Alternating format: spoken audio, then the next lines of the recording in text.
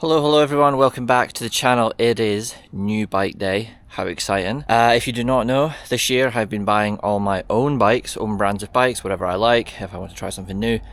So that's the exciting part about it and what I'm able to bring to the channel as part of a journey. So this is the biggest bike box I've ever seen in my life. I literally just dragged it outside here. So this bike has been at the top of my list for quite some time. I've known about it for a while. Just been waiting for it to come out. Once I saw it came out, instantly buy it straight away. A few features on this bike that I'm excited about and, you know, keen to give another try. So I've maybe used something similar before in the past. But yeah, let's get this thing unboxed and check it out. What is inside here? Anyone tell what it is yet?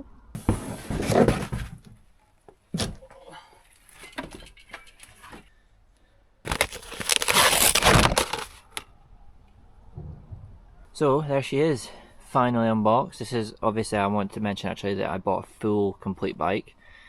The price of this was $5,175. This is a /9 GX Axis Mercury color. So there's a little bit of cool pattern there. Really like it because of the gold there. And then this kind of green color, and this is a medium large.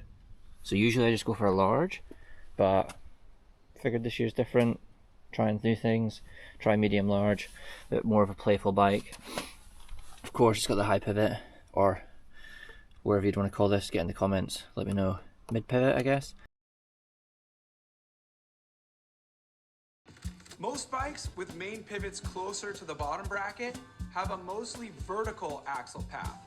Think of the axle as a point on the circumference of a circle, and the main pivot as the center.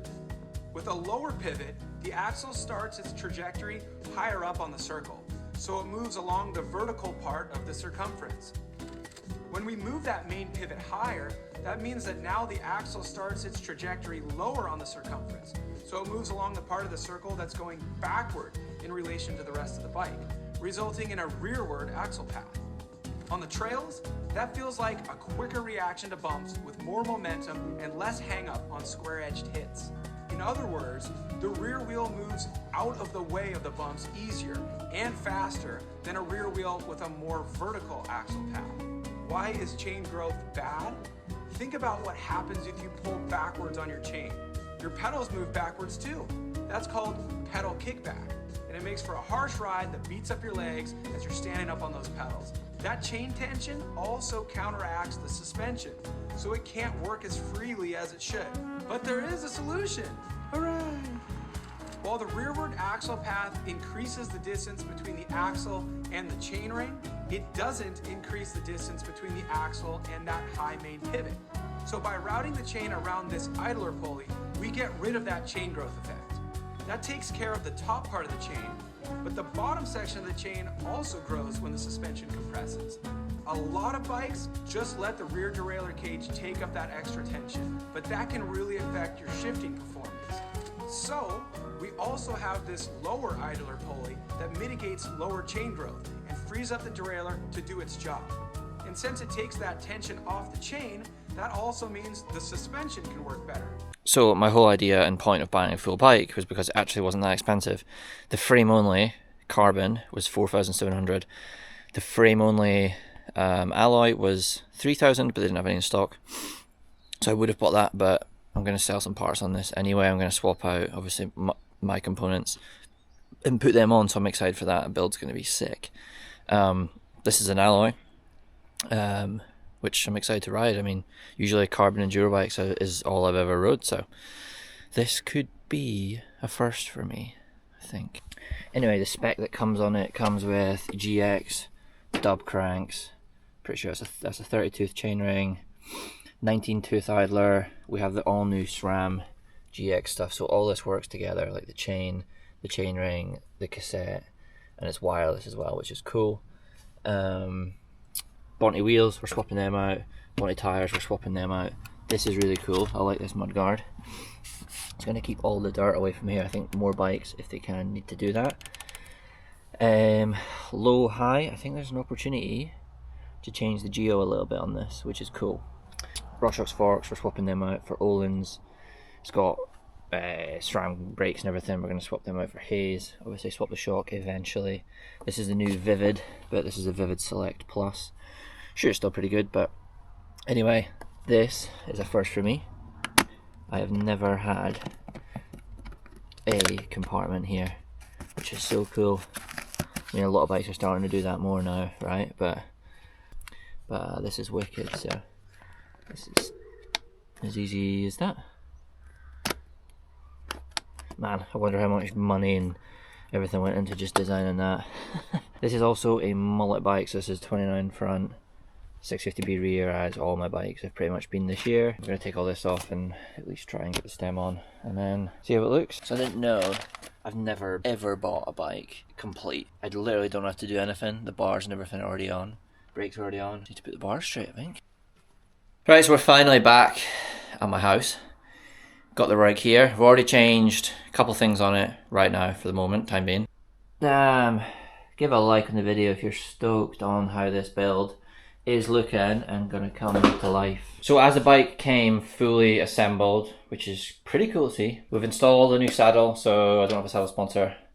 This is a nuke-proof Horizon. It's actually quite soft. I like it. Small, quite thick for the booty. And then we put my own pedals on. So we went for mallet ease here, and then I always put the pins as far in as they can. What we're going to change up next are the wheels, and then probably the forks. Right, we are installing set off Olin's 38 single crown forks. These are 180 travel. Installed, looking good. Taking the rear wheel out.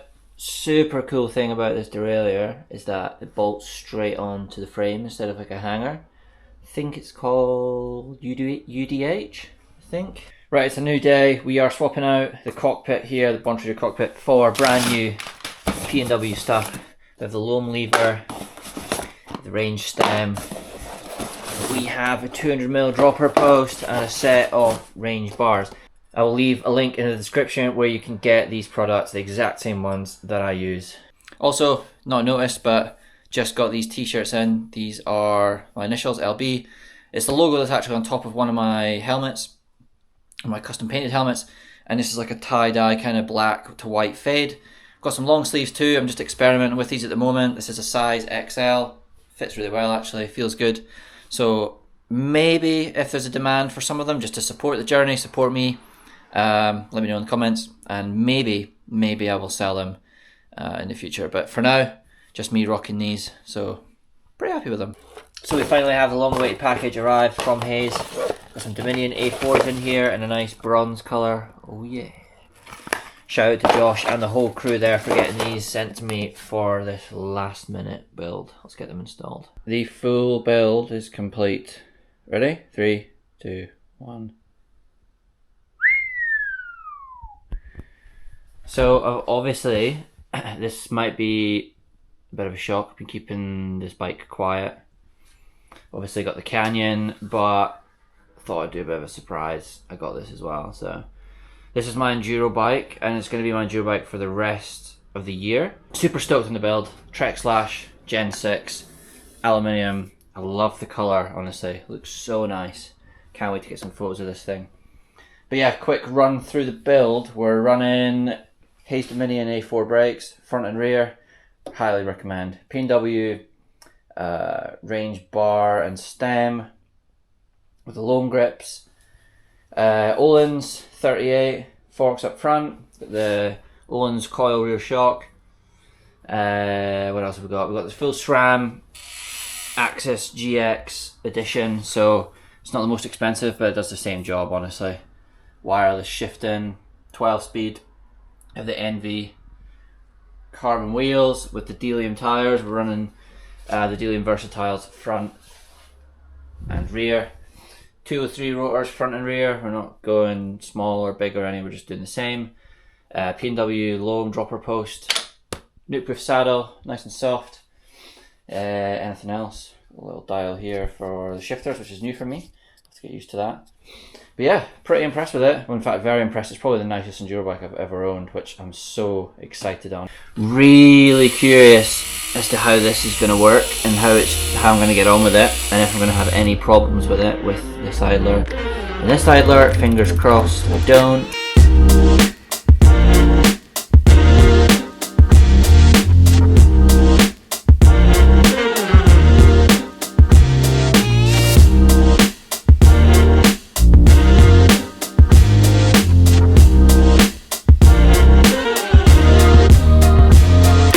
So yeah, all in all, I am extremely happy with this bike. Slap a like on the video if you're stoked on it and if you love the look of this bike. As far as future bikes, I'm still looking for more kind of downhill bikes. So get in the comments, let me know what you recommend. I have a race coming up this weekend. Super unprepared, but hey, that's how it goes. I'm not a racer so much anymore. But I am looking to get into more of it next year, so this winter I'm going to actually put a bit of effort in, be in better shape, be prepared, just so that I can have more fun and go faster and hopefully do better. We'll see how it performs this weekend at the race, and I'll tune back in and I'll let you know how that goes. But thanks for watching. Let me know in the comments as well what your favourite component is on the bike. Would you get one of these? I mean, I've not rode it yet, but I highly recommend it for the price that I bought it at. Let me know your thoughts on the high pivot bikes, because I've had a bit of bad luck in the past with high pivot bikes, so I'm hoping I have no kind of unfortunate things happen with this one, but very excited.